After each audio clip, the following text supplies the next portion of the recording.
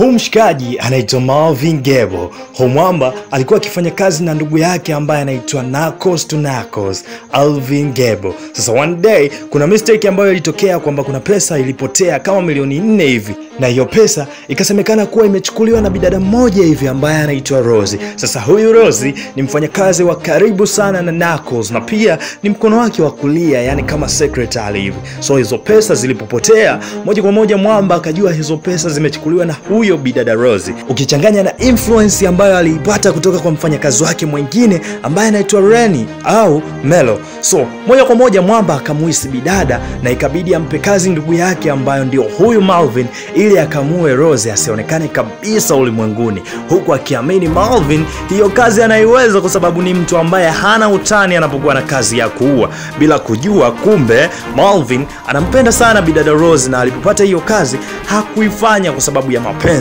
Ikabidi amwambie bidada asepe aende mbali na ile sehemu ambayo aliipanga kwa ajili ya kumzika bidada, akafanya namna ili ionekane kama kamuua hivi bidada, kumbe hajamuua. Sasa miaka ikapita na mshikaji akaachana na ile kazi ambayo alikuwa akiifanya na ndugu yake, akawa anafanya kazi nyingine ambayo ni kuuza au kukodisha nyumba, yani jamaa akawa kama dalali hivi. Sasa wakati yupo kwenye majukumu yake, anapokea ka ujumbe ambako kalimchanganya kwa kweli, na hako ka ujumbe kametoka kwa Rosie, na hii ni kumaanisha kuwa Rosie karudi na yupo kitani, na hii kitu ikamchanganya Marvin kwa sababu Rosie akionekana tu ni msala, kwa sababu huyu bidada inasemekana kuwa amekufa na hiyo kazi imefanywa na Marvin. So endapo kama akionekana, Narcos atajua tu Marvin kacheza mchezo na huyu bidada ili ionekane kama kamuua, kumbe hajamuua. Sasa mshikaji wakati kaenda kazini, ile anaingia tu ofisini kwake, akapokelewa na kipigo kutoka kwa mtu ambaye hamjui na hajawahi kumuona.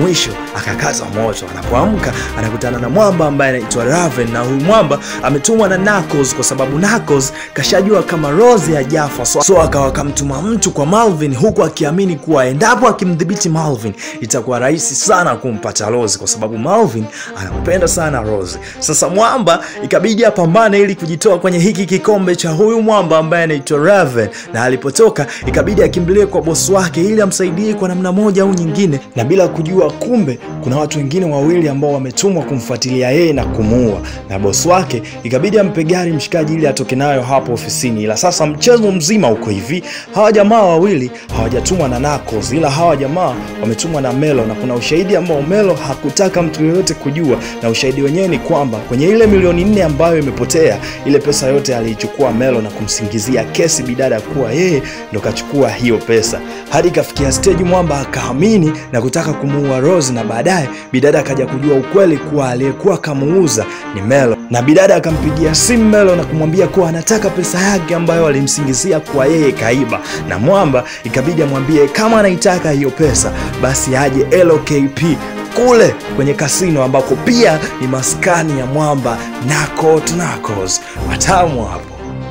Sasa bidada ikabidi aondoke bila hata kumwambia Marvin, na wakati Marvin anamtafuta akakuta kimemo ambacho kakiacha bidada na kumwambia kuwa anamsubiri, na mwamba akajua moja kwa moja kuwa Rosie kaenda kwa ndugu yake, naye ikabidi aende ili kumkomboa mwanamke ambaye anampenda. Na anafika kule anakuta bidada akashikiliwa na ndugu yake, ndio yupo kidete anataka pesa zake kutoka kwa Rosie. Kumbe Rosie pesa hakuchukua bwana, pesa alichukua Melo, na Narcos alishajua kitambo kwamba Melo ndo aliochukua pesa zake na akamfanya hakuna, na mwamba ikabidi aje kwa ajili ya kupambania penzi lake, ndio kukutana na kaka yake na kuanza kuzichapa, na kwa mwisho Marvin anamshinda Narcos kwa mara ya kwanza, kwa sababu toka makuzi yao Marvin hakuwahi kumpiga ndugu yake hata mara moja. Na mwisho kabisa mshikaji anamfungukia bidada kuwa anampenda, na rasmi story yao ya mapenzi inaanza, na siku zote hizo mshikaji hakuwahi kumwambia Rosie kama anampenda, ndio leo kamfungukia bana. Bana huo mzigo hapo unaitwa Love Hearts. Kweli mapenzi siku zote huaga yanaumiza sana. Dude hilo hapo, shuka nalo kwenye comment hapo ili nijue umelionaje hii ngoma, na hii ngoma tumeruka nayo hapa kupitia Movies Time. Bana tukutane wakati mwingine. Mimi ni Mr. Story Cliff Davis. Ciao.